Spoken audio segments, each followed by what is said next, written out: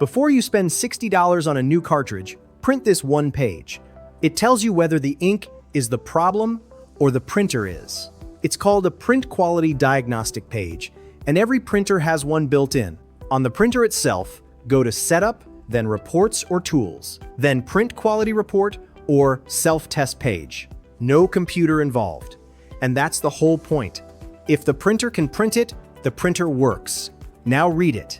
You'll see 4 solid color bars: black, cyan, magenta, and yellow.